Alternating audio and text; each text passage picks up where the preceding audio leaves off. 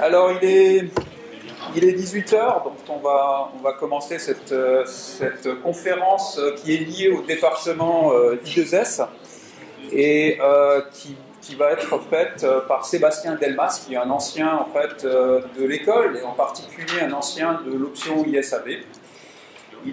Alors je le remercie chaleureusement d'avoir accepté de faire cette présentation. Il va nous parler de son parcours, peut-être aussi un peu de sa situation actuelle. C'est un des rares étudiants qui a intégré une branche de Google, donc il va vous expliquer ça, je pense. Et donc juste pour faire un petit récapitulatif de son parcours, il est sorti de l'école en 2010. Donc, ayant fait l'option ISAV, il a fait un stage chez Adept. Adept, qui est un fabricant de robotique qui a toujours d'ailleurs une filiale en France, à Annecy. Il a passé pas mal de temps, donc il a fait son stage de fin d'études là-bas, et du coup il a été embauché à l'issue chez Adept. Il a passé, je pense, 7 ans chez Adept, si je ne me trompe pas. C'est ça, 6 ans et demi, ouais. Voilà. Et au bout de cette période, depuis mars 2017, il est maintenant chez Google et plus précisément dans la filiale qui s'appelle X Moonshot Factory. Donc pour ceux qui ne savent pas, c'est une branche de Google qui s'intéresse aux projets innovants, comme par exemple des ballons qui sont chargés de relayer Internet, ou alors de la communication Free Space Optical Communication, là aussi pour Internet, les véhicules autonomes, etc. Donc je pense qu'il vous en touchera un mot.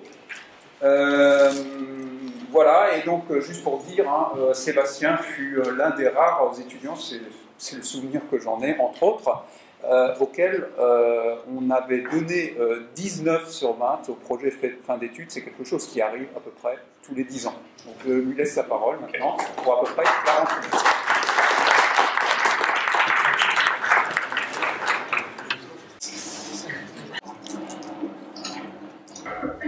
Donc voilà, donc je viens vous présenter un petit peu mon parcours.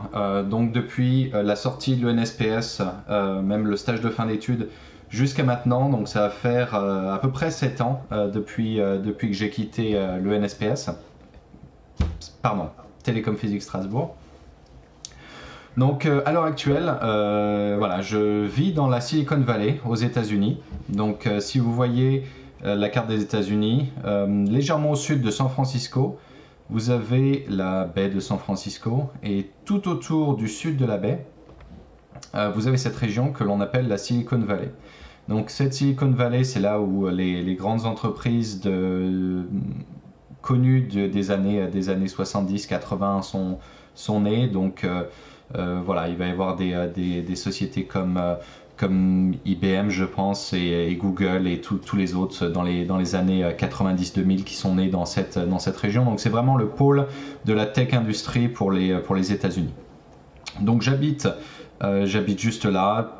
Google se trouve à Mountain View. Donc tous les matins, voilà, un petit trajet de 20 km pour aller au travail. Par rapport à ma carrière, donc j'ai commencé étudiant en ENSPS entre 2007 et 2010. J'ai ensuite commencé à travailler chez Adept Technologies France en tant qu'ingénieur d'application. Je vous expliquerai un petit peu plus tard ce que c'est qu'un ingénieur d'application et qu'est-ce qu'on fait exactement. Et au bout de 2 ans, j'ai changé de domaine et je suis allé dans les systèmes embarqués, donc dans le développement de systèmes embarqués, pour les robots toujours, dans la même entreprise, où j'ai travaillé entre 2012 et 2014. Durant cette période, j'ai déménagé aux États-Unis. Je me suis expatrié en janvier 2014 pour arriver en Californie, dans la Silicon Valley, travailler chez Adept Technologies dans leur quartier général. Très peu de temps après, mon manager est parti, donc j'ai pris la tête de l'équipe en 2014 jusqu'en 2017, où là j'ai changé d'employeur pour aller travailler à Google X à Mountain View pour devenir un software engineer. Donc je vais essayer d'utiliser cette timeline pour vous expliquer un petit peu deux, trois choses, voilà, quel était mon métier, les aspects techniques, certains choix que j'ai faits, certains choix que j'aurais pu faire, et peut-être essayer de vous aiguiller dans votre orientation future également. On verra le parcours professionnel, école-entreprise, comment préparer la transition. Je vous ferai une petite introduction sur la robotique industrielle, parce que c'est vrai que c'est peut-être des choses que vous n'avez pas vues. En tout cas, c'était des choses que je ne connaissais pas quand j'étais en option ISAV à l'ENSPS. Ensuite, on va passer un petit peu sur le développement logiciel. Donc, pareil que moi, voilà, déplacer comment faire du développement logiciel pour les robots industriels. Et enfin, parler un petit peu à propos de l'expatriation, parce que c'est vrai que c'est une étape, s'il y en a d'entre vous qui veulent potentiellement travailler à l'étranger, c'est une étape difficile, et voilà, juste donner quelques petits conseils et comment est-ce que la mienne s'est passée pour vous éclairer là-dessus. Et puis on viendra sur les conclusions et les questions-réponses.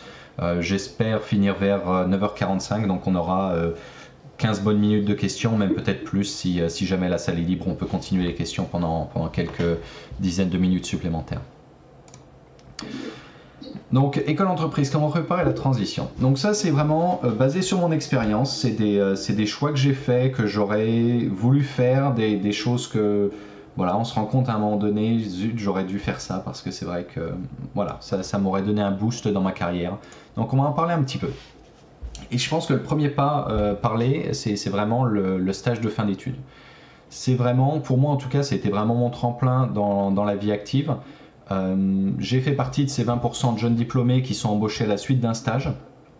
Donc ça a été vraiment, bon, ça m'a enlevé la difficulté de rechercher un boulot après, et puis surtout ça fait une continuité, ça veut dire qu'on a un salaire tout de suite, etc. Mais aussi, voilà, un stage c'est important. Pourquoi? Parce que c'est probablement la dernière opportunité de se concentrer sur l'apprentissage. Vous allez passer 6 mois, 4-6 mois à vraiment développer un sujet profondément. Vous allez avoir à écrire dessus, vous allez avoir un rapport, peut-être un rapport ingénieur et un rapport master si vous faites un master. Et vraiment, c'est vraiment la dernière opportunité que j'ai eue de se concentrer sur l'apprentissage toute la journée. Si vous tombez sur un bon stage, et encore voilà, c'est peut-être pour ça que le diagramme sur la droite est là, vous pouvez vraiment avoir une très bonne expérience qui va vraiment vous donner un tremplin pour le futur. Alors, c'est vrai que voilà, souvent les stages, y a le choix à savoir est-ce que je veux me donner la peine et passer beaucoup de temps à chercher mon stage, est-ce que je veux un stage proche de chez moi, est-ce que je veux un stage qui soit dans mon domaine, qui paye bien. Et c'est vrai que tous ces éléments sont souvent ne se superposent pas. Moi, dans mon expérience, c'est vrai que j'avais plutôt mon stage sur la droite, hein, par ici, sur la bonne expérience et pas trop difficile à trouver, qui payait pas très bien. Et c'est vrai que voilà, c'est aussi un choix à faire. Il faut être conscient de ça quand vous partez pour trouver un stage. C'est voilà, qu'est-ce que je veux que ce stage soit pour moi. Donc voilà. Chose importante aussi, voilà. Donc des choses que je ne savais pas. Alors, on vous le dit, mais on l'écoute pas vraiment. C'est voilà, le CV. Donc vous avez fait votre stage et maintenant vous voulez trouver un emploi ou vous voulez trouver un stage. Voilà, l'entreprise va recevoir à peu près 40 applications. Donc ça, ce sont des données personnelles que j'ai eues quand je faisais du recrutement. Donc voilà, recevoir 40 applications par semaine pour une position. Apparemment, les statistiques à l'heure actuelle sont environ 29 CV avant de trouver un emploi pour les diplômés des grandes écoles. Donc vous voyez, c'est des nombres qui sont assez importants quand même. C'est pas la première entreprise à laquelle vous allez postuler qui va vous prendre. Et il y a des conséquences un petit peu dommageables à ça, c'est que les recruteurs typiquement prennent moins d'1 minute pour lire un CV. Alors, c'est peut-être pas tous les recruteurs, mais typiquement moi, je prenais moins d'1 minute pour lire un CV. S'il paraît intéressant, on peut y passer 5 minutes de plus, mais vraiment pas beaucoup plus que ça. Donc voilà, tous les autres gens qui vous parlent et qui vous donnent des conseils sur les CV, écoutez-les vraiment. On n'y croit pas trop comme ça quand on vous dit que les gens prennent aucun temps pour lire le CV, mais c'est vraiment le cas. Et c'est extrêmement pénible pour le recruteur. Et c'est la raison pour laquelle on vous dit attention, faites pas de faute d'orthographe. attention, soyez peut-être pas trop créatif, attention, mentez pas, parce que c'est vrai que vous avez du travail sur le côté, et après 1 heure avoir lu des CV, vous voyez des fautes d'orthographe, la seule chose que vous avez envie, c'est de mettre le CV sur la pile des refus. Et la seule raison pour laquelle vous continuez à le lire peut-être, c'est parce que vous ne voulez pas manquer un très bon candidat. Mais c'est vraiment très difficile.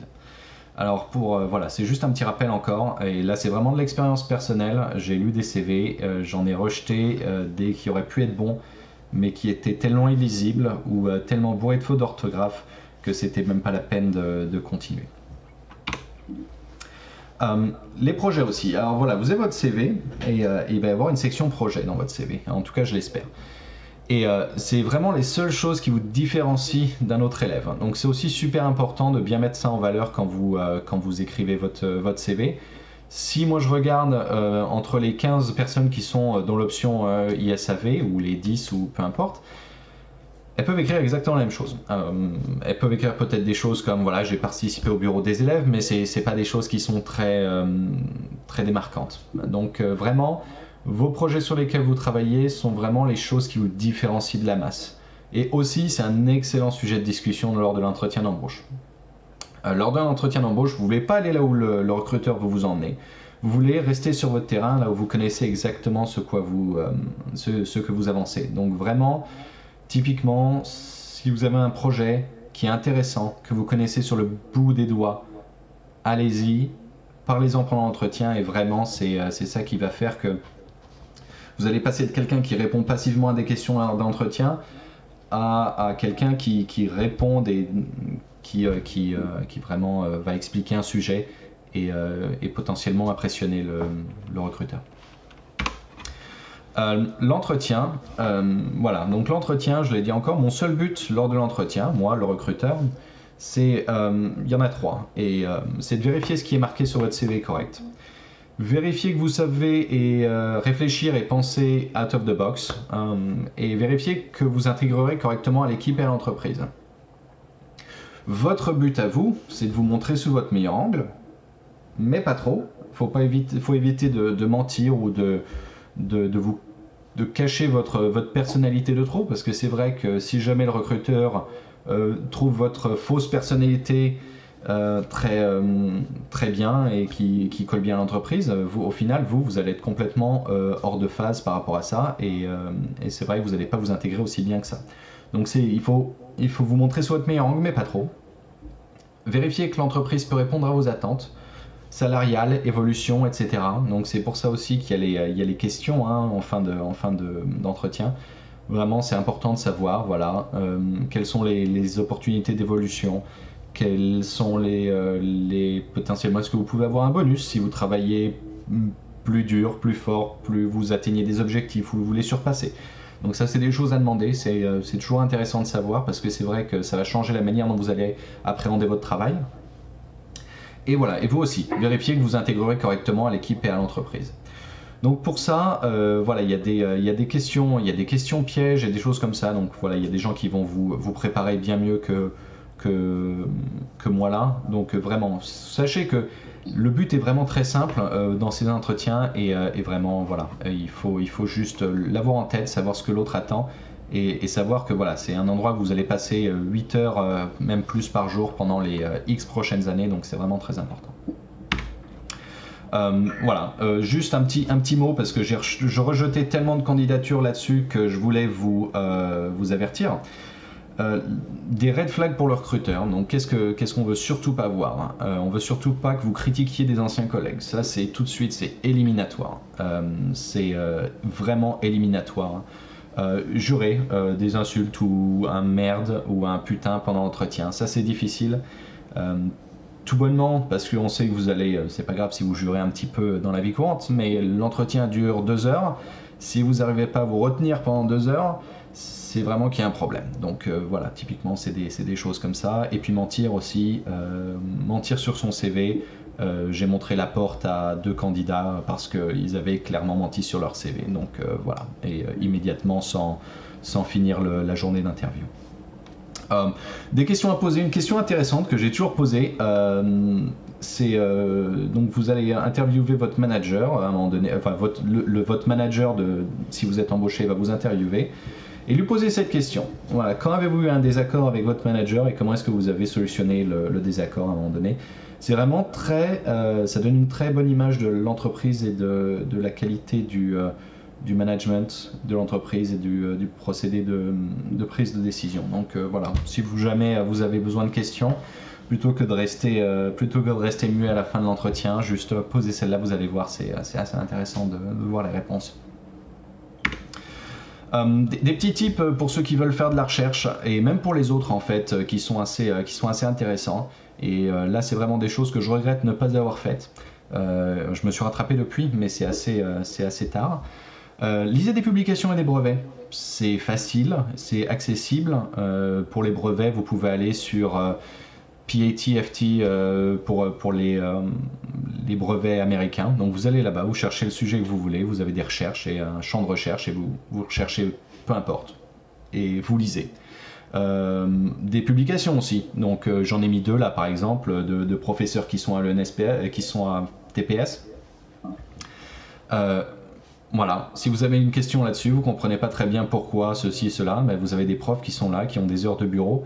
Donc vous pouvez aller les voir, leur poser des questions. Je suis sûr qu'ils seront ravis en plus de soit vous aiguiller sur d'autres documents qui répondront à vos questions, soit répondre directement à vos questions.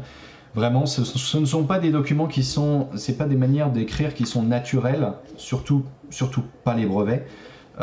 Entraînez-vous et savoir lire un brevet dans l'entreprise ou savoir lire une publication, savoir lire entre les lignes, de tout ça, c'est vraiment très très intéressant.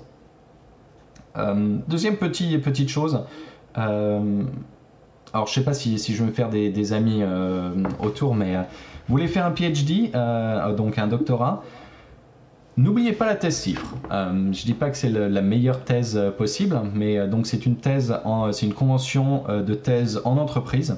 J'ai beaucoup d'amis qui sont passés par là et qui basiquement ne voulaient pas faire une thèse en labo parce que voilà, ça a des contraintes et des fois on veut toucher le monde du travail immédiatement. C'est un compromis et typiquement vous pouvez avoir des stages de fin d'études qui donnent ensuite sur des thèses CIFRE et qui pourraient potentiellement vous intéresser. Donc regardez, voilà, vous pouvez en parler, potentiellement vous avez des gens qui sont au courant de tout ça à l'école. Donc voilà, vous pouvez toujours en parler avec eux. Et surtout, le principal, je pense, et ça va être le dernier slide de cette partie non technique, c'est évoluer. Alors, moi j'ai trouvé mon juste milieu dans l'évolution en changeant d'équipe, de rôle, de branche ou d'entreprise tous les 2-3 ans. Alors, on n'est plus à l'époque où on peut rester 40 ans dans une entreprise, surtout aux États-Unis. Voilà, pour moi, j'ai trouvé que c'était vraiment le bon compromis entre l'ennui et l'apprentissage, parce que c'est vrai que vous allez avoir un plateau à un moment donné, vous allez plus apprendre autant qu'avant, et surtout au début de votre carrière, je pense que c'est une bonne chose. Donc vraiment tous les 2-3 ans, passez des entretiens de temps en temps aussi si vous voulez, même si vous voulez pas changer de travail, c'est toujours intéressant de se mettre à niveau. Le jour où vous trouvez une bonne offre d'emploi qui vous intéresse, vous pouvez toujours sauter dessus et être prêt pour ça. Utilisez votre temps libre pour apprendre de nouvelles choses. Ça peut, voilà, c'est basique encore, mais surtout au début de votre carrière, c'est vraiment là qu'il faut donner le coup de boost pour aller un peu plus loin. Et n'hésitez pas à voyager aussi. Typiquement, les opportunités de travail autour de Strasbourg, si vous voulez rester autour de Strasbourg, sont pas terribles. Elles sont bien, mais voilà, si vous vous donnez la France entière comme terrain de chasse pour l'emploi, vous multipliez quand même par 20, par 30 les possibilités. Et ensuite, si vous prenez le monde entier comme terrain de chasse, vous les multipliez par encore. Donc vraiment, c'est vraiment important. N'hésitez pas à voyager. Moi, typiquement, pour le travail, j'ai quitté ma femme pendant 1 an. Donc on a habité loin l'un de l'autre pendant 1 an. Voilà, ça a été difficile, mais au final, elle a pu continuer ses études de son côté. Moi, j'ai pu commencer ma carrière et ça s'est super bien passé. Voilà, donc fini pour le blabla. En fait, on va commencer un petit peu à parler de la technique et de la robotique industrielle. Voilà, donc je voulais vous présenter un petit peu ce que c'était d'abord la robotique industrielle, comment ça a commencé, parce que ça n'a pas commencé il y a si longtemps, ça a commencé dans les années 50-60, donc vraiment c'est assez récent. Et juste passer un petit peu par quoi on est passé pour arriver là où on est aujourd'hui. Donc, qu'est-ce qu'un robot? Alors, si vous allez sur différents sites, vous allez avoir différentes réponses. Et donc, typiquement, Wikipédia US vous dit que c'est une machine reprogrammable qui peut faire des tâches complexes automatiquement. Vous avez Wikipédia France qui va vous dire qu'un robot accomplit des tâches imitant ou reproduisant des actions humaines. Donc vous voyez qu'il y a déjà, c'est pas exactement la même définition, hein. On parle de similarité avec l'humain sur Wikipédia France et pas sur Wikipédia US. Et vous avez le ISO 8373 qui en fait est la norme pour les robots industriels et qui définit dans la norme européenne qu'est-ce qu'un robot industriel. Et eux ils disent que c'est une machine qui est automatiquement contrôlée, reprogrammable, multitâche et qui manipule dans 3 ou plus degrés de liberté.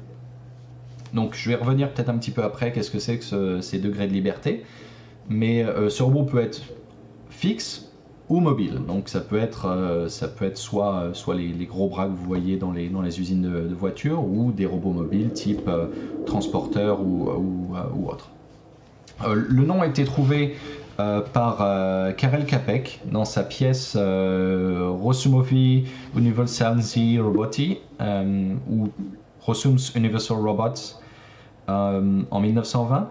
Et basiquement, c'était une pièce de théâtre où quelqu'un allait créer des robots, donc des robots humanoïdes comme vous le voyez sur les images, qui étaient un petit peu esclaves. Et comme toutes les bonnes histoires de robots, ils se rebellent contre les chefs de l'usine et conquièrent le monde et tuent des humains. Donc c'est un peu basique, mais c'est vrai que c'est là où le mot est utilisé pour la première fois et il signifie corvée en tchèque.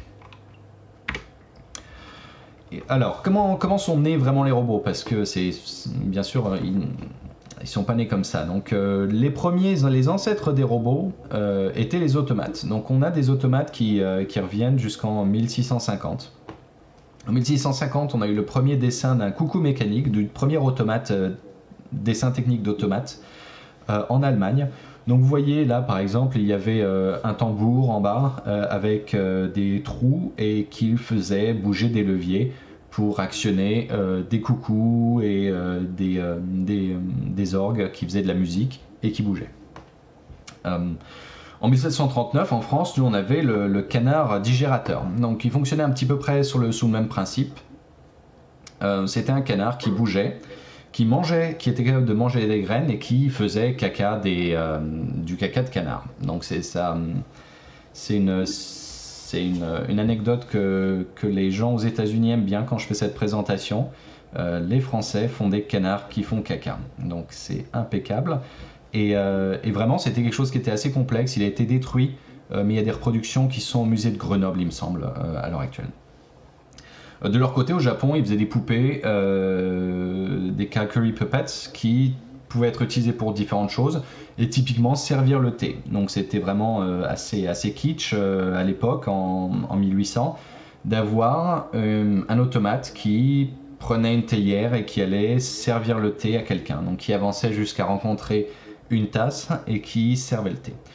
Donc tout ça c'est bien, mais c'est vrai que ça rentre pas du tout dans la définition du robot. Le robot est reprogrammable. Ces machines ne sont pas reprogrammables. Donc si vous voulez changer la manière dont le coucou va bouger sa tête, il faut refaire un autre cylindre. Pareil pour le canard, pareil pour les poupées, il faut peut-être changer des engrenages, il faut rajouter des choses. Donc ça ne sont pas des robots. Le premier robot à avoir été créé était l'Unimate, le premier robot industriel.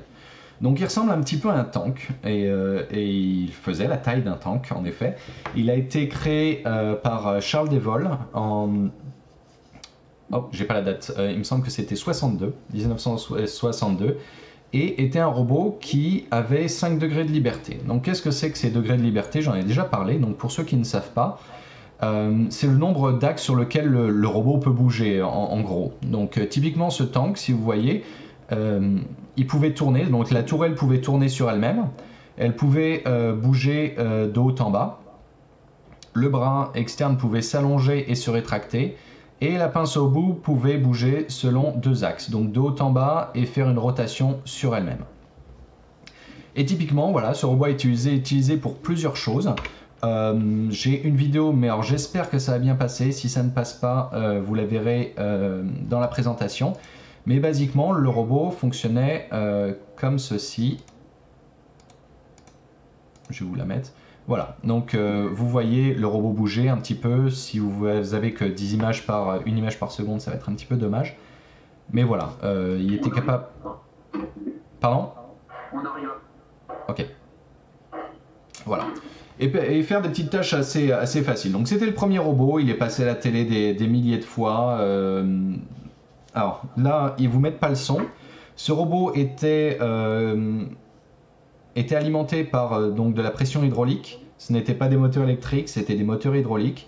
Donc imaginez que derrière ce mur de placo, il y avait une énorme pompe qui faisait un boucan de tous les diables. C'était impossible de rester à côté.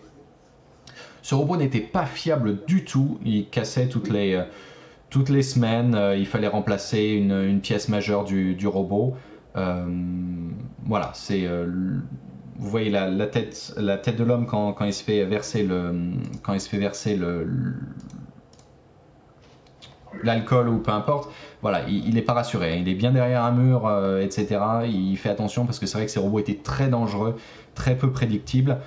Coûtait, il me semble, je l'avais mis sur le slide d'avant, 35 000 $, mais ce qui représente à peu près 200 000 $ en monnaie d'aujourd'hui, donc qui était très cher et très difficile à installer. Par contre, voilà, il y a eu la première ligne de production robotique qui a utilisé ces robots en 1961 à General Motors, à Trenton dans le New Jersey. Donc il y avait toute une ligne d'assemblage pour monter des voitures utilisant des Unimates. Donc ils faisaient de la soudure par point, déplacement de pièces, etc. Donc voilà, c'était vraiment la première ligne de production robotique au monde. Et avec ça, ils ont dépassé par 2 fois la capacité de production de toutes les autres lignes de production dans le monde. Après ça, voilà, on arrive sur des robots qui sont un petit peu plus fiables. Quelques années plus tard, dans les années 70, le Puma est sorti, a été créé originellement par la société Unimation et repris ensuite racheté par la société Stoigli. Le Puma veut dire Programmable Universal Machine for Assembly. C'était un robot 6 axes à moteur électrique cette fois-ci, donc bien plus fiable, bien plus facile à contrôler, bien moins dangereux. Bien moins puissant par contre, hein, il n'était pas capable de soulever autant de charges que l'Unimate. Typiquement il tournait, donc vous voyez l'espèce de grosse boîte qui est derrière, hein. La boîte noire c'était le contrôleur et tout ce qui était puissance, donc pour contrôler ce robot. Et pour contrôler les axes, etc., il utilisait un PDP-11 avec 8 kg de mémoire et une horloge à 10 MHz. Donc voilà, avec si peu, ils arrivaient à contrôler un robot de cette taille, c'était assez exceptionnel. Et on reviendra un petit peu sur les technologies, les processeurs, etc. Et donc à partir de là, voilà, à partir de cette date, toute une palanquée de roboticiens ont commencé à créer des robots. Adept Technologies, Kawasaki, Stoigli, ABB, Fanuc, Universal Robot. Voilà, chacun s'est choisi un segment du marché et a décidé d'aller dans cette direction. Et c'est vrai que maintenant, le marché est assez segmenté, où typiquement Adept Technologies va être majoritairement sur de la prise et dépose de petits produits à grande vitesse. Fanuc et KUKA vont être très présents dans le monde de l'automobile. ABB est très présent dans le packaging aussi, etc. etc. Donc, qu'est-ce que peuvent faire ces robots? Alors, je ne vais pas vous montrer les vidéos parce qu'on n'a pas le temps, mais typiquement, ils peuvent déplacer jusqu'à 2300 kg. Le Fanuc M2000, celui-ci, le jaune hein, sur la gauche, peut déplacer 2 tonnes 3 en 6 degrés de liberté. Donc, il peut attraper une voiture et la mettre dans tous les sens que vous voulez.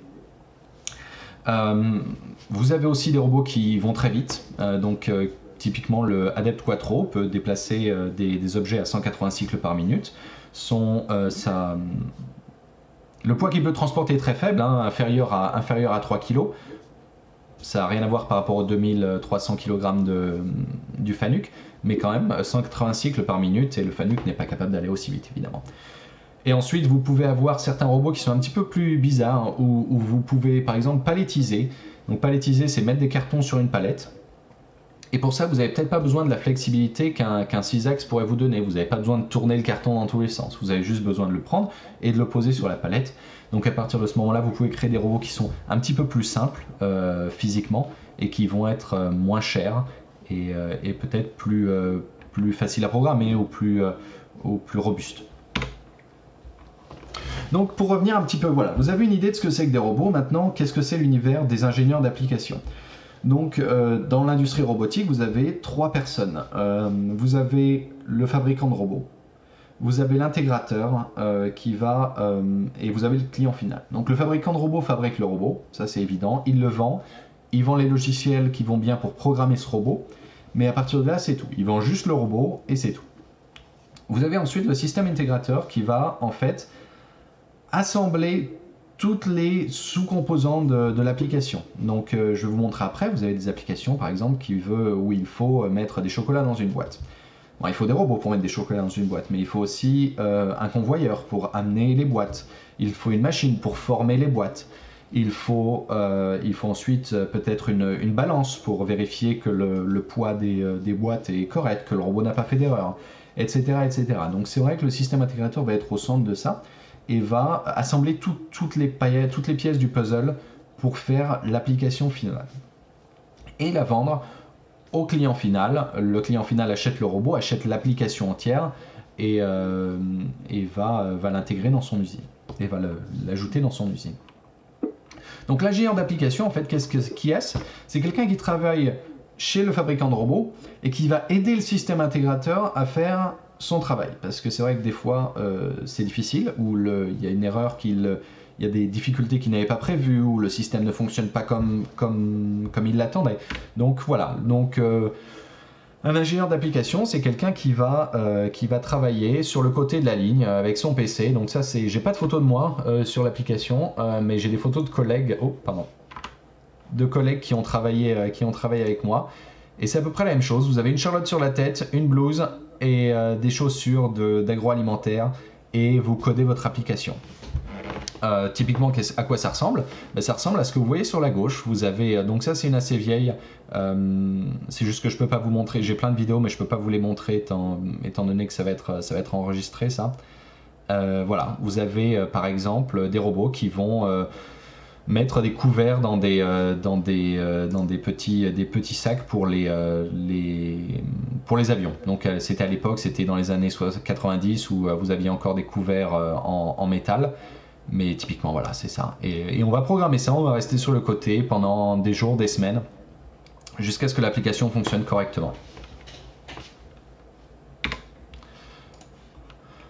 Toutes ces sources là, je vous donne différentes sources, vous pouvez aller jeter un coup d'œil, vous avez différentes vidéos, vous avez Wikipédia qui est une assez bonne source pour la robotique.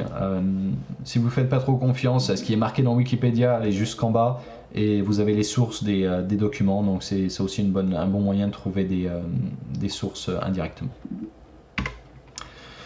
Donc voilà, donc ces robots là, on a vu que voilà, ils étaient capables de faire des choses assez intéressantes. Maintenant, comment est-ce qu'on les développe le logiciel pour ces robots? Donc déjà, de 1, c'est pas facile. Ça aurait été une surprise si c'était facile. Vous avez des contraintes. Donc vous voulez créer un logiciel pour ce robot, vous allez avoir la contrainte que voilà, le processeur dans ce robot se trouve dans la base ici, en bas à gauche, et là-dedans il fait chaud. Il fait 60 degrés, facile, de température dans la base. Le robot va devoir faire tourner des tâches critiques. Il y a des tâches qui vont tourner à 10 kHz, donc 10 000 fois par seconde, et ont besoin de s'exécuter exactement au bon moment, environ avec une précision de 5 microsecondes. Vous avez aussi le robot qui est soumis à des normes de sécurité contraignantes. Pour la sécurité évidemment, vous ne voulez pas que le robot puisse tuer des gens, donc évidemment il faut qu'il y ait des normes de sécurité par-dessus. Donc vous en avez certaines, ce sont les normes européennes, le 10218 et le 15066, qui sont des normes de sécurité pour les robots collaboratifs et pour les robots industriels. Donc comment est-ce qu'on fait ça? Donc je vous ai dit 60 degrés de température, etc. Et vous avez vu que sur ce robot là, il n'y a pas de ventilation, il n'y a aucun trou. Hein. Vous pouvez regarder, il n'y a aucun trou, donc tout l'échange de chaleur se fait par le corps du robot ou par le radiateur qui se trouve à l'arrière. Donc quelle plateforme? On regarde un Core i7.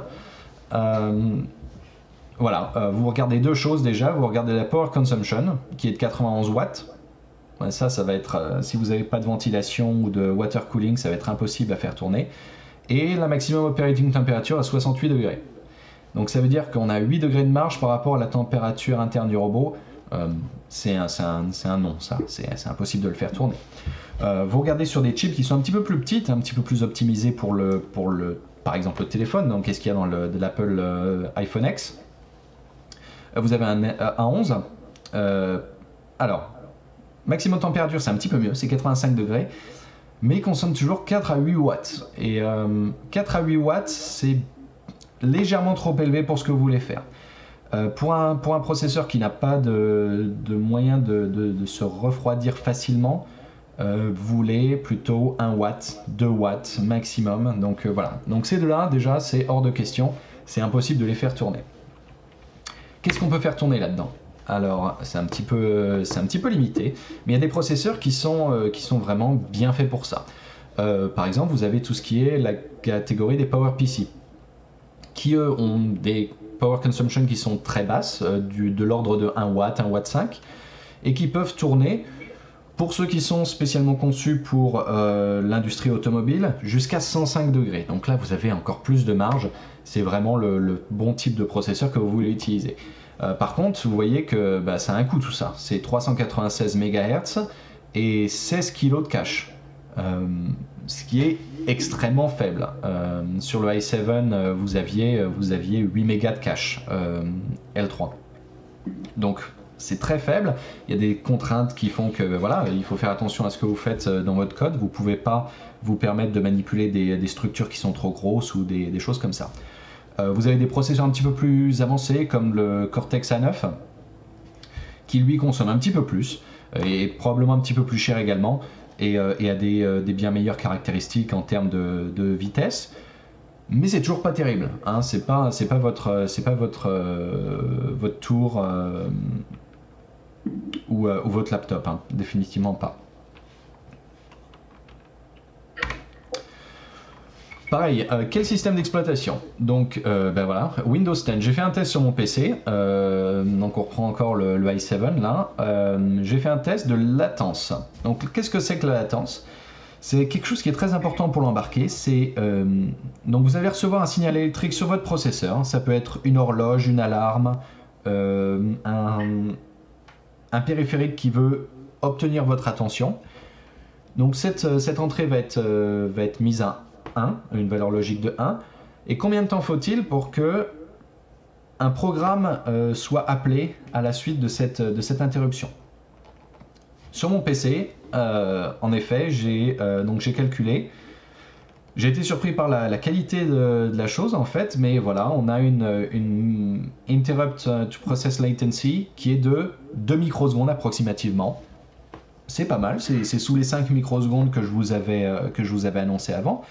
Par contre, de temps en temps, ça va jusqu'à 210 microsecondes. Et 210 microsecondes, c'est bien trop. Ça veut dire qu'on n'a pas mis à jour la boucle de courant ou d'autres fonctionnalités de sécurité en 200 microsecondes. Et ça peut être fatal. Soit pour le système, hein, plus pour le système que pour les humains à cette vitesse-là. Par exemple, on va avoir une surcharge, un court-circuit ou quelque chose comme ça, qui n'est pas détecté et qui peut détruire des circuits. J'ai testé aussi sur Ubuntu 16.4, long term release, et j'ai eu des résultats bien pires, et je ne sais pas pourquoi, mais en moyenne, on a une latence de 7 microsecondes avec des pics à 145 microsecondes. Donc encore, C'est pas acceptable. C'est vraiment pas acceptable. Donc qu'est-ce qu'il faut faire à ce moment-là? Alors vous avez des systèmes d'exploitation qui sont des Real-Time Operating Systems et qui sont faits pour avoir des latences très faibles. Ils n'ont pas toutes les mêmes fonctionnalités que vous pouvez avoir dans Windows, ils n'ont pas d'interface graphique, ils n'ont pas de choses comme ça. Par contre, ils vous garantissent une latence extraordinairement petite. Par exemple, Green Hills donc c'est une entreprise qui fait des Real-Time Operating Systems et ils les vendent surtout pour les avions. Donc dès que vous avez des avions de chasse, etc., il est très possible qu'ils utilisent ce type de operating system à l'intérieur. Et sur un Freescale QRIQ, ils annoncent une interruption de 0,3 microsecondes, donc 347 nanosecondes, ce qui est extraordinairement faible. J'ai mesuré moi-même, donc ça c'est publié, donc bon, on peut peut-être pas y faire confiance. Sur un autre processeur qui était un MX6 Dual Lite que j'ai mesuré moi-même, on tombait à peu près à 1,5 microsecondes entre une entrée hardware qui monte à 1 et le programme utilisateur qui est appelé.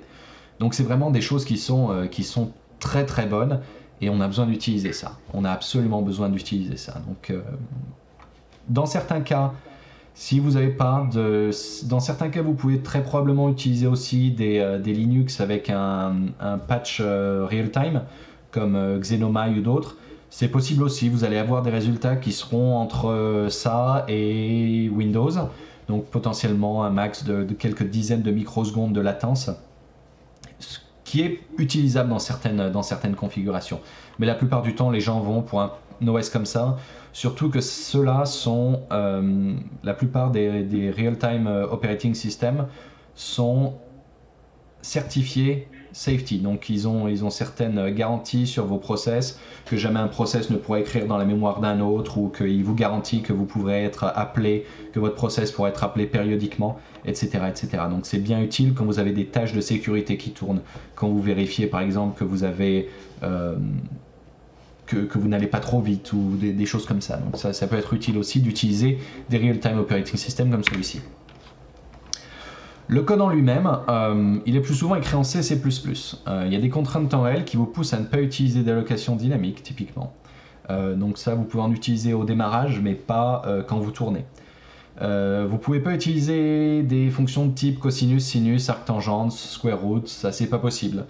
Donc il y a des tricks, parce que évidemment, quand vous contrôlez un robot, vous avez envie de pouvoir faire de la kinématique directe et inverse. Donc à ce moment-là, on n'utilise pas COS qui utilise développement en série de Taylor, mais on utilise par exemple des lookup tables. Donc en fait, on a une table qui est pré-calculée de tous les cosinus. Par exemple, un tableau de 360 éléments qui a la valeur de sinus pour chaque degré d'angle. Et on va regarder dans ce tableau. On peut même faire une interpolation entre deux éléments pour avoir une valeur plus précise. Et on n'utilise pas d'exception aussi typiquement parce que ça coûte cher en C++, les exceptions. Et aussi, il n'est pas rare de trouver dans le code ce genre de commentaires. Donc vous voyez sur la droite, où on calcule le nombre d'additions, d'opérations, de soustractions qu'on va faire. Et juste pour se dire que voilà, quand mon code va tourner à 20 kHz, je sais exactement que dans cette fonction-là, je vais faire x addition, x multiplication, et normalement quand vous êtes habitué à votre système, à votre Real-Time Operating System, vous savez combien de cycles CPU vous allez prendre pour chacune. Je sais très bien que typiquement sur le PowerPC 52000, une multiplication prend 12 ticks CPU, une division va en prendre 36, des choses comme ça, et vous pouvez optimiser votre code par rapport à ça. Voilà, alors le futur de la robotique, qu'est-ce que ça va être? À mon avis, c'est pas facile à déterminer, c'est très très difficile. Vous allez voir, si vous cherchez le futur de la robotique sur Google, vous allez avoir des milliers de startups qui vous annoncent que le futur de la robotique c'est ceci et pas cela. Je pense qu'il y a quelque chose qui vont être très intéressantes dans le futur.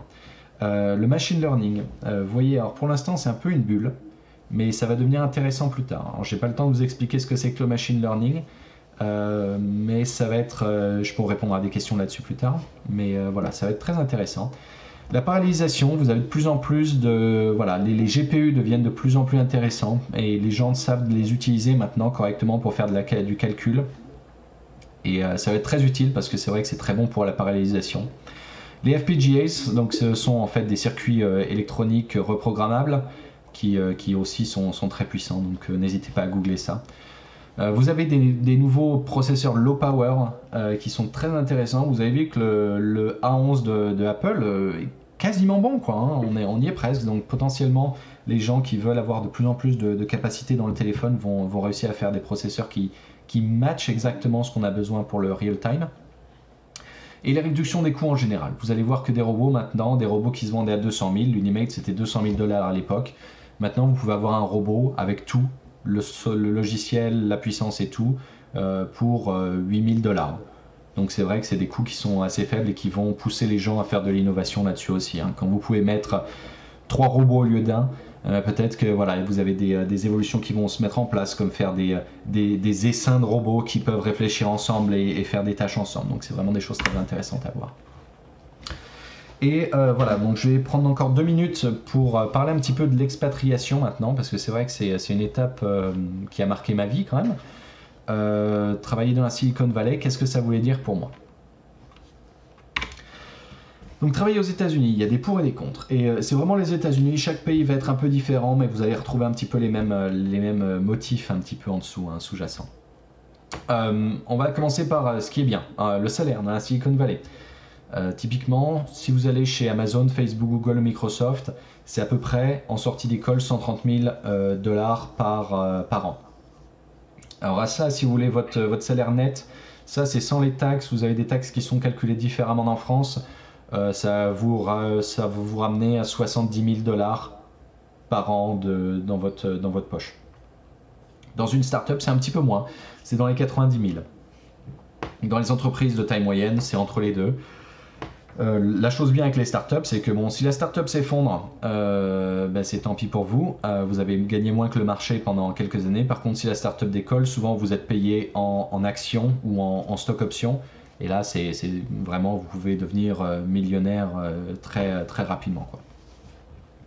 Le soleil en Californie, c'est vraiment super. Le temps est fantastique. Il fait 20 degrés aujourd'hui dehors. Il y a un grand soleil et tout. Franchement, là, je recommande. On manque un petit peu de pluie. On a des sécheresses un petit peu, mais le temps est fantastique. Les opportunités professionnelles, vraiment, on a un taux de chômage qui est à 3% dans la région, là. Donc c'est vraiment le plein emploi, les employeurs se battent pour trouver des employés, donc c'est vraiment un climat qui est très favorable à l'employé. C'est l'aventure, hein, vraiment, et aussi c'est un peu loin de la famille, donc je l'ai mis dans les pour et pour les contre, mais voilà, des fois ça fait du bien d'être un petit peu loin de la famille. Pour les contres, les réajustements, voilà, langage et culture et loin de la famille, c'est vrai que c'est un petit peu difficile des fois, c'est pas la même culture, c'est pas... voilà, le langage aussi, vous allez le retrouver dans une région où vous pouvez pas exprimer correctement votre pensée. Même si vous pensez que vous parlez très bien anglais, ça va être, il va y avoir des petites choses sur lesquelles vous allez bloquer et c'est très très très énervant. Statut précaire, si vous avez un visa de travail, typiquement, il est souvent lié à votre emploi.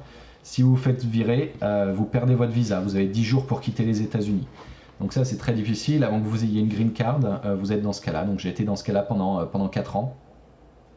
Ouais, j'étais dans ce cas-là pendant 3 ans et demi. Donc voilà, c'est pas facile. Vous savez que si vous perdez votre emploi parce que vous faites une bêtise ou parce que votre employeur va mal, voilà, faites vos bagages en 10 jours et retournez en France. Il y a des pièges avec les fausses startups. Typiquement, il faut faire très attention. Il y a des startups qui sont juste créées pour ramasser des sous de financement et qui ont rien derrière. Donc si jamais vous avez l'opportunité de travailler pour une startup, faites votre recherche. Vraiment, vraiment. Le coût de la vie est un petit peu plus haut, hein. Vous voyez les 130 000 $, vous vous dites, oh mon Dieu, il vit dans un manoir. Non, je loue ma maison 2800 $ par mois. Je vais avoir des petites explications après sur un petit peu plus en détail là-dessus. Donc voilà, le coût de la vie est très élevé, surtout dans la région de la baie. Et vous avez le commute qui est votre déplacement quotidien pour aller au travail, qui peut vous prendre facile 1h30 parce qu'il y a beaucoup de monde dans la baie. Après, c'est cool aussi de travailler, hein. Je vous montre 2-3 photos de moi. Ça, c'est moi au travail en bas. Voilà, donc on avait une journée Star Wars pour le 4 mai. Et pour Halloween, il y avait un petting zoo qui est venu sur le toit de notre compagnie. Donc voilà, mon fils et d'autres sur le toit, avec des lamas, des chèvres et des tortues. Donc c'est un climat qui est un petit peu spécial. Mais voilà, c'est assez sympa. Et voilà, et ça c'est quelque chose que j'ai mis, un slide que j'ai mis en place avec ma femme pour parler un petit peu, voilà, déplacer la famille, qu'est-ce que ça veut dire? Voilà, donc déplacer la barrière de la langue, c'est pas un problème pour les enfants.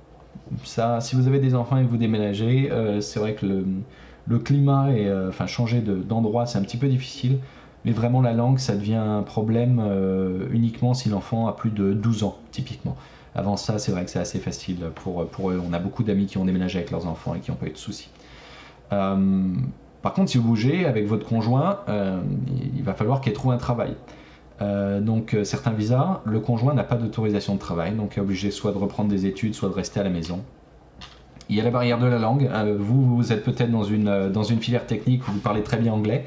Par contre, votre conjoint, peut-être pas. Et des fois, ils peuvent avoir des expériences professionnelles ou des diplômes qui ne sont pas transférables aux États-Unis. Et pour les enfants, voilà un petit récapitulatif. C'est encore le coût de la vie, typiquement. La garde d'enfants est très chère. Une crèche, ça va être entre 1000 et 2000 $ par mois. Les écoles publiques ont des niveaux variables. Les écoles privées sont très chères aussi. Et si jamais vous retournez en France, à un moment donné, il faut faire très attention à bien faire attention qu'il n'y ait pas de retard scolaire et que l'enfant sache écrire et parler français. Donc c'est encore plus de boulot pour vous, quoi. Voilà, donc c'est la fin de ma présentation. J'ai pris un petit peu plus de temps que prévu, mais j'ai plus de temps pour répondre aux questions, c'est pas un souci non plus. Donc je vous mets 2-3 petits liens, vous avez mon adresse email ici, si jamais vous avez des questions, vous voulez m'envoyer un CV pour que je le revoie, parce que vous voulez l'envoyer aux États-Unis, il n'y a pas de souci, vous m'envoyez ça là-dessus. Je vous ai mis 2-3 liens vers où je travaille. Alors pourquoi ça? C'est parce que la plupart des projets qui sont à mon entreprise sont secrets. Je ne peux pas en parler et c'est pas facile pour moi de répondre à des questions dessus. Donc le mieux pour vous, c'est que vous alliez sur votre blog, sur le blog de X, et typiquement c'est là-dessus que je travaille. Robotics at X, c'est un article de blog sur ce que je fais dans mon travail. C'est la seule chose qui a été relâchée publiquement par X. Donc allez y jeter un petit coup d'œil, lisez, c'est un peu de blabla hein, quand même, c'est pas extraordinaire, mais c'est probablement intéressant. Merci beaucoup.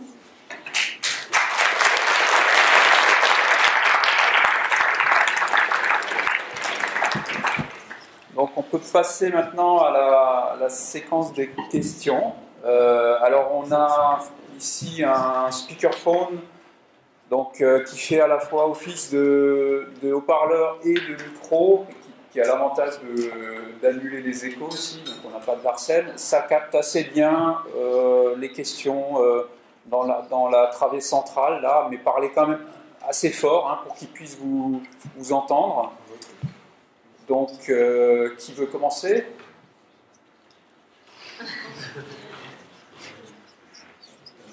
Oui. Bonjour.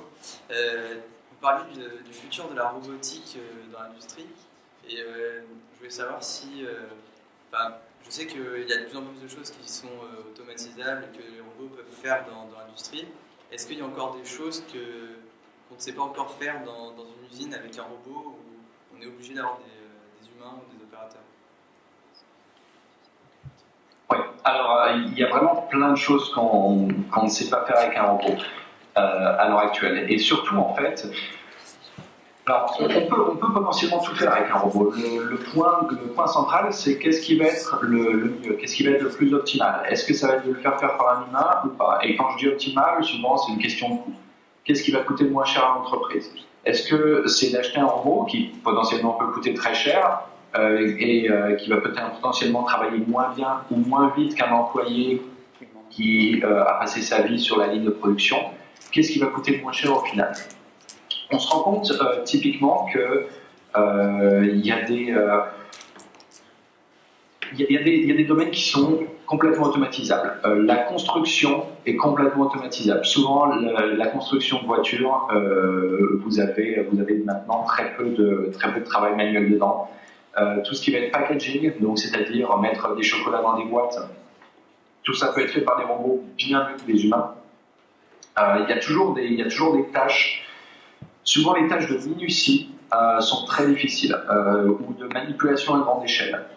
C'est-à-dire, donc minutie, ça va être par exemple assembler des ressorts dans des dispositifs ou typiquement, qu'est-ce qui avait été assez difficile à assembler, c'était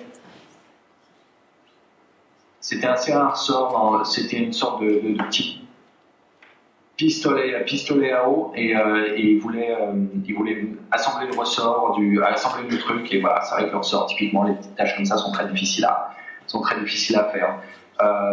Le déplacement à grande échelle, c'est-à-dire aller dans une grande warehouse et puis aller chercher des objets. Typiquement Amazon, ils ont dépensé des milliards de dollars pour avoir un robot qui est capable d'aller dans une rangée de produits, prendre le produit dans la bonne caisse et le mettre dans un carton. Ça, c'est très très difficile. Faire du bin picking comme ça, c'est très très difficile. Les robots, s'ils y arrivent, mettent 5 à 10 fois plus de temps qu'un être humain. Donc voilà, il y a encore des domaines, surtout dans tout ce qui est logistique, qui ont encore des obstacles techniques très très importants avant d'être automatisés. On peut peut-être prendre une question là-haut. Oui. Alors, parlez bien fort. Est-ce que ça a été compliqué pour vous, quand vous êtes arrivé aux États-Unis, de vous faire un cercle d'amis? Est-ce que c'est compliqué? Déjà, il y a la barrière de la langue, et en plus, on n'a pas de repère pour trouver des cercles de socialisation ou quoi. Ok, donc la question, c'est par rapport aux difficultés à se faire un cercle d'amis en arrivant aux États-Unis. Est-ce que c'est facile? Est-ce qu'ils sont accueillants? Est-ce qu'il y a une barrière liée à la langue? Oui. Alors là, je pense qu'il faut bien séparer États-Unis et Californie, et surtout baie de San Francisco, parce que c'est vrai que dans la baie de San Francisco, on est probablement au moins 40% d'immigrants. Donc ça va être beaucoup sont indiens ou chinois. Il y a aussi pas mal de gens qui viennent du Mexique, un petit peu moins d'Europe, mais il y a quand même il y a certains coins qui ont jusqu'à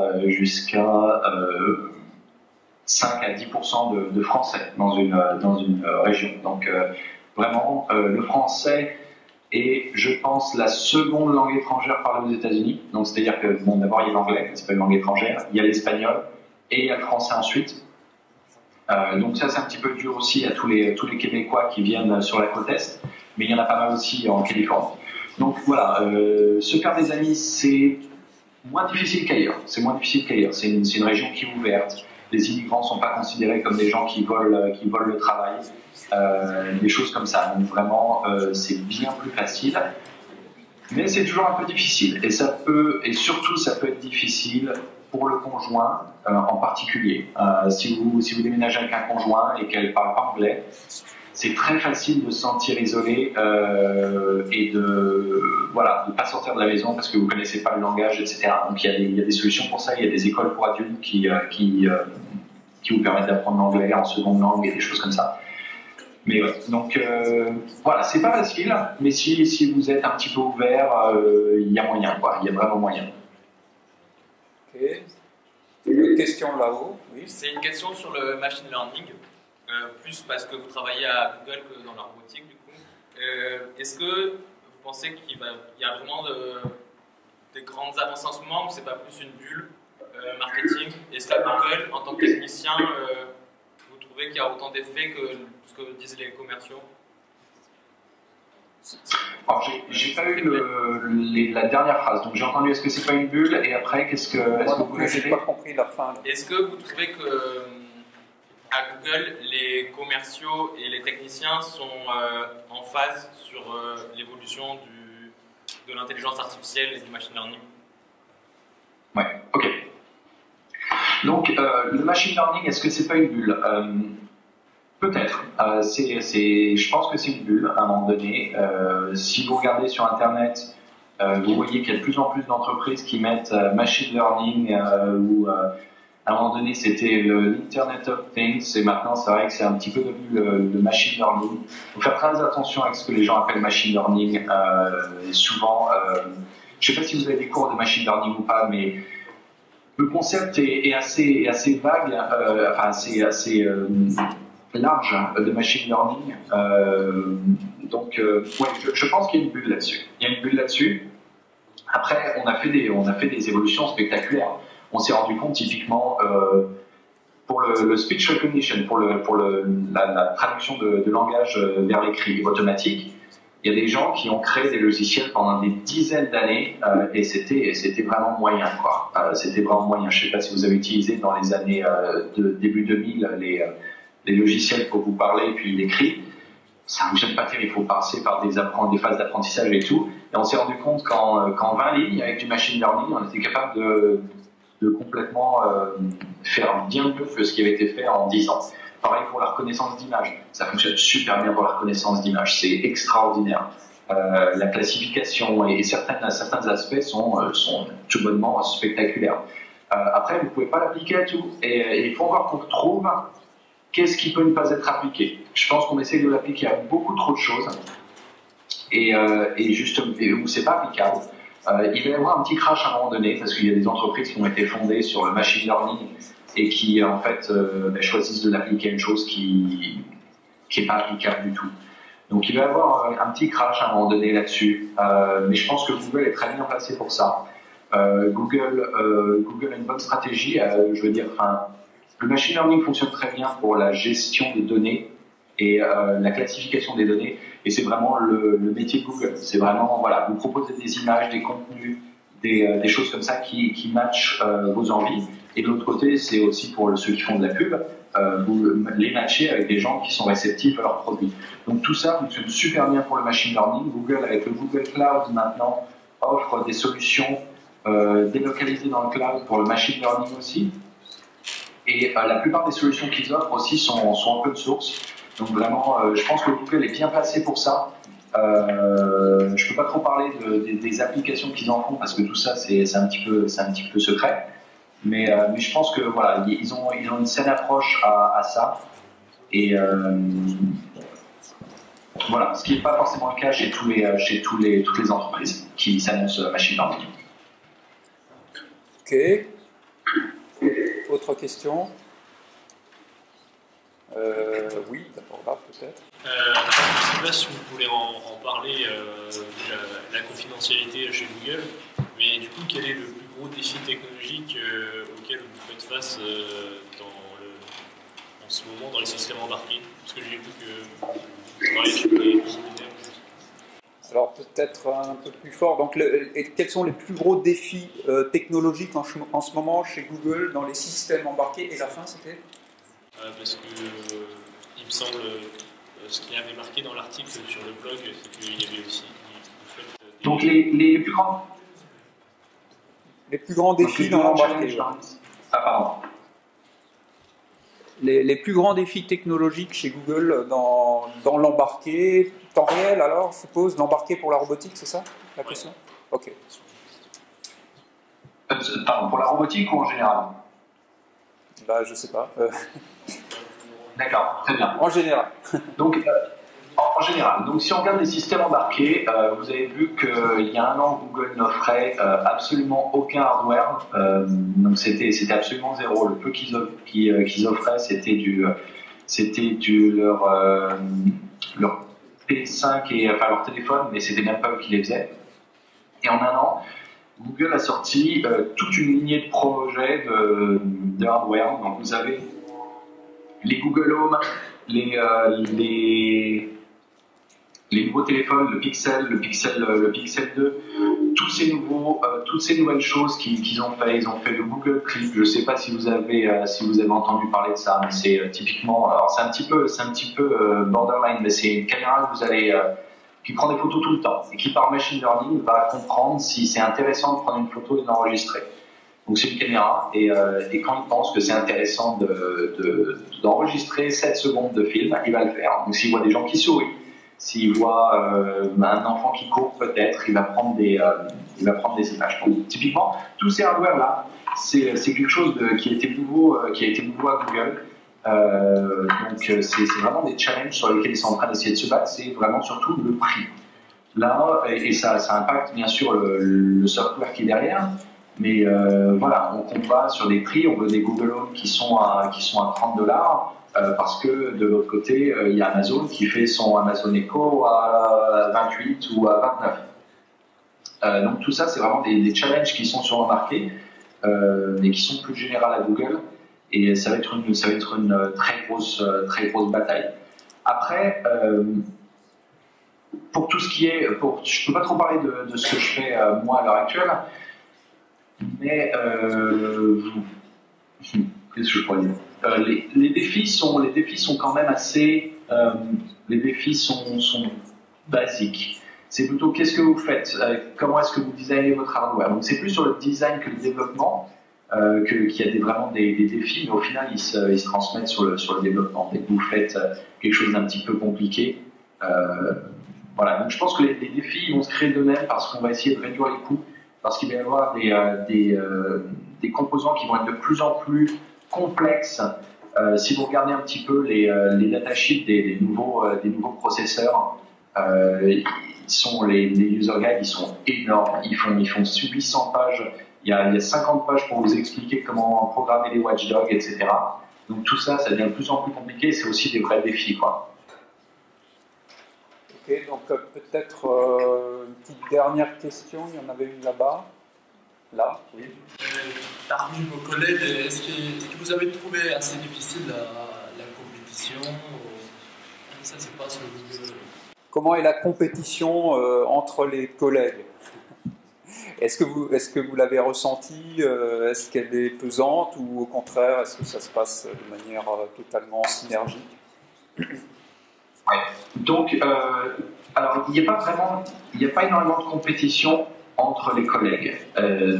La raison pour laquelle c'est ça, c'est parce qu'en fait le processus de promotion à Google est très spécial. Typiquement, si vous voulez être promu, donc on a des niveaux. On a des niveaux qui vont de 1 à 9. Et en fait, vous allez monter le niveau quand vous pensez que vous êtes prêt, que vous faites des choses qui sont au-delà de votre responsabilité, et vous allez monter le niveau. Donc typiquement, moi, à l'heure actuelle, je suis niveau 4. Ça veut dire que je suis censé être capable de faire de suivre des instructions, etc., d'être capable d'implémenter des fonctionnalités. Et par contre, voilà, j'ai commencé à prendre en charge des projets, donc c'est plus de la responsabilité niveau 5. Donc moi, mon but bientôt, ça va être de mettre en place un paquet, ce qu'ils appellent, donc qui est vraiment un paquet. Je vais vous expliquer exactement tout ce que vous faites et pourquoi est-ce que vous méritez votre promotion. Et ça va être examiné par un comité indépendant, qui n'est pas votre équipe, qui est complètement indépendant et qui va dire ouais, c'est vrai que vu ce qu'il a fait là, il mérite de monter le niveau, ou non, il ne mérite pas de monter le niveau. Donc il n'y a vraiment pas de compétition en fait. Si vous aidez un collègue, si vous lui mettez des bonnes remarques, parce que vous avez aussi des reviews de collègues dans vos paquets, si vous lui mettez des bonnes remarques, voilà, ça ne va pas vous handicaper à un moment donné. Et surtout, les équipes ne sont pas gérées en termes de sous, de paye, elles sont gérées en termes d'headcount. Donc, c'est-à-dire que si une équipe, on dit vous avez le droit à 10 ingénieurs, ils ont le droit à 10 ingénieurs quel que soit leur niveau. Ça peut être 10 niveaux 7 qui vont coûter très cher à l'entreprise, ou 10 niveaux 4 qui vont coûter un petit peu moins cher. C'est pas le problème, c'est pas comme ça que c'est géré. Donc, vraiment, même pour votre équipe, monter de niveau, ça n'a aucune influence. Et aussi, monter de niveau, ça ne va pas vous mettre supérieur à quelqu'un d'autre. Vous n'êtes pas son manager pour autant. Donc, c'est une organisation qui est très plate à Google, où en fait, voilà, vous pouvez avoir un manager niveau 5 qui manage un employé niveau 8 ou 9. Parce que c'est un très bon employé pour ce qu'ils appellent les individual contributors. Il fait très bien son boulot, c'est un expert de, je sais pas, de machine learning ou peu importe. Par contre, il est avec un manager qui est pas un expert manager, mais c'est un manager de base, mais qui est peut-être que le gars n'a pas besoin de plus pour être manager. Donc, il n'y a pas de compétition là-dessus, c'est vraiment de l'entraide. Alors, des fois, si, des fois, il peut y avoir sur qui est responsable pour. Dans les paquets, typiquement, il faut se vendre un petit peu. Il faut dire, j'ai sauvé le monde. La production a augmenté de plus de 50%. C'est un peu comme les CV, vous savez. C'est moi qui ai fait gagner de l'argent à l'entreprise, d'une manière ou d'une autre. Donc, des fois, sur ça, là-dessus, il peut y avoir des petites frictions sur qui est-ce qui est responsable, pourquoi, mais pas souvent. C'est un vraiment très bon environnement de travail. Ok, alors moi j'avais peut-être une petite dernière qui concerne aussi Google. Donc, quelles sont les principales qualités requises pour travailler chez Google? Ok. Donc, ce qu'ils recherchent vraiment, c'est quelqu'un qui est capable. Donc, ils ne cherchent pas l'éducation. C'est facile de rentrer. À un moment donné, ils vont trier les CV probablement, et c'est plus facile de rentrer si vous avez marqué Stanford ou Berkeley sur votre CV. Mais ça veut rien dire. Il y a des gens qui rentrent chez Google qui ont juste une licence. Il y en a qui rentrent avec un master, il y en a qui rentrent avec un doctorat. Ça n'a absolument aucune importance. À partir du moment où vous commencez l'interview technique, on se fiche complètement de votre diplôme, et vraiment, on regarde juste, est-ce que vous êtes capable de réfléchir correctement? C'est-à-dire, on va vous poser des puzzles. Donc, à un moment donné, il y avait une tendance à demander des puzzles un petit peu bizarres, du style, combien de balles de tennis vous pensez qu'on peut mettre dans un bus? Donc typiquement, toutes celles-là ont été enlevées parce que c'est vrai que c'est vraiment un petit peu extrême. Et on va vous poser des puzzles, comme par exemple comment est-ce que vous pouvez trouver le chemin le plus court sur un jeu d'échecs. Vous êtes un cavalier, vous voulez prendre la reine, faites le chemin le plus court pour aller jusqu'à ce point-là, et trouvez-le. Et des choses comme ça, des puzzles comme ça. On va vous poser aussi des questions de code.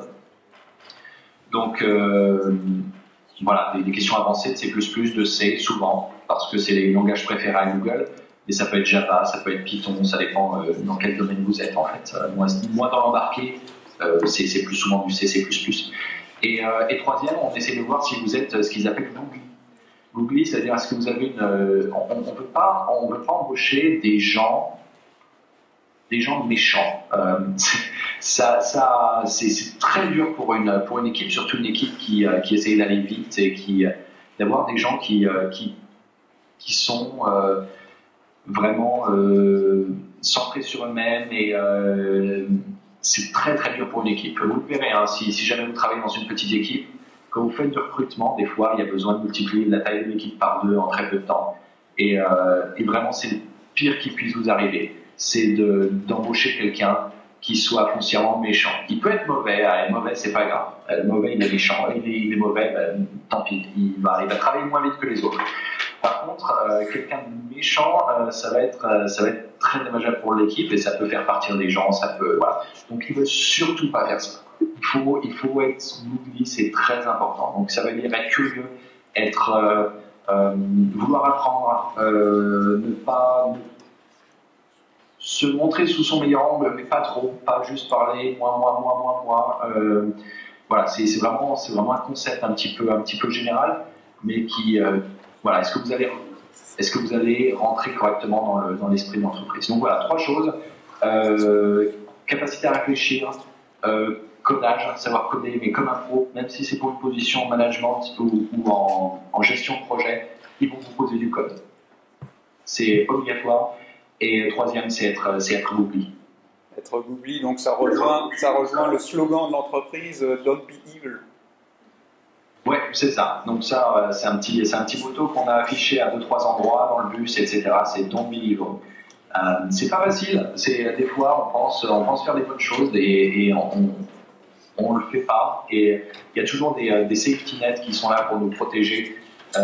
Pour protéger l'entreprise et faire attention que à un moment donné on peut pas il y a des gens qui disent on prend vos données personnelles et n'importe quel employé peut les voir.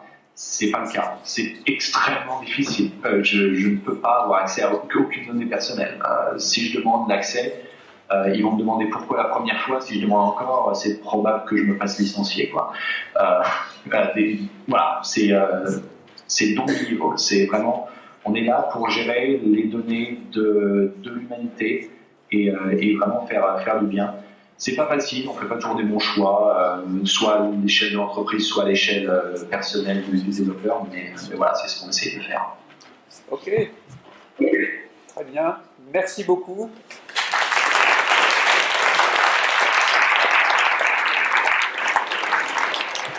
Merci pour cette présentation extrêmement intéressante, je pense, pour nos étudiants. Elle sera, je rappelle, mise en ligne très prochainement sur la chaîne YouTube de l'école, après un montage. Je voudrais aussi remercier Visual Biogar pour l'organisation de cette conférence, également le service informatique qui a assuré la visioconférence jusqu'au bout, jusqu'à cette heure tardive. Et donc, encore une fois, remercier Sébastien pour son implication dans son ancienne école et pour cette présentation extrêmement profitable, je crois.